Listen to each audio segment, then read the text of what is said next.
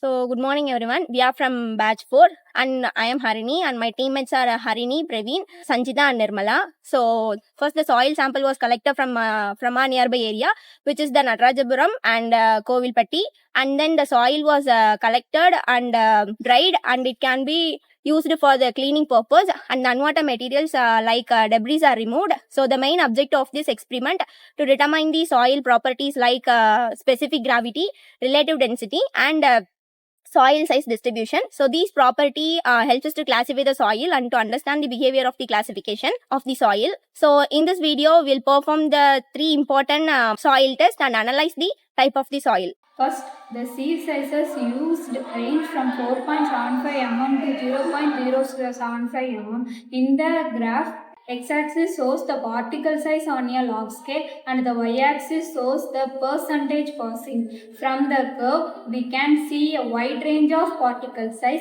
which means the soil is well graded. The curve is smooth without sudden drops, indicating continuous gradations.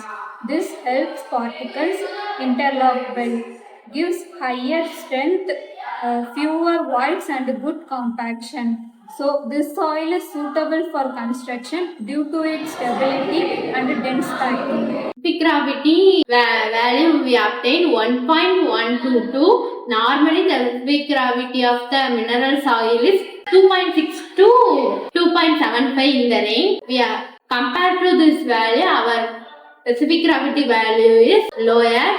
So that soil is likely organic, specifically patty soil. Such a soil has high porosity, low density and lightweight and porous in nature. Therefore, we conclude the given soil is organic soil and patty soil. In this experiment, we determine the relative density of the soil, which helps us understand how loose or compact the soil is, especially for the cohesionless soils like sand. So we find the minimum and maximum density using a mold and a vibratory table. The minimum density is represents the loosest state, while the maximum density represents the densest state. So from our observation, the minimum density is 1.792 gram per cc and the maximum density obtained was 1.93 gram per cc. So using these values, we can calculate the void ratio and determine the relative density, which is 59%. So this indicates that the soil is medium dense soil, meaning it has moderate shear strength and satisfactory bearing capacity, making it suitable for construction. So finally, by comparing the results of all the experiments, we can identify the type of soil.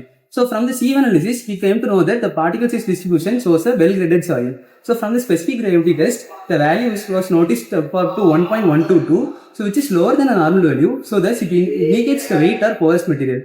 So this is not a denser material. So this is classified as fine-grained soil. So overall, the soil is lightweight, fine-grained, and with some organic and pores. As it is fine-grained soil, it has some pores and voids. So this may have low strength and high compressibility. So we need to do proper stabilization measures before constructing a building or something else on the soil. Thank you.